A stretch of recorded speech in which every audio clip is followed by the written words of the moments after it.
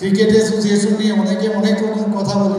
Main কথা হচ্ছে যে কমিটি থাকুক সততার সাথে কাজ করবে, আর কাজ করতে গেলে নানা রকম কথা আসবে, কিন্তু নিজের কাছে নিজের বিবেকের কাছে একটা জিনিস থাকতে হবে, আমি সততার পূর্ণ কাজ করেছি।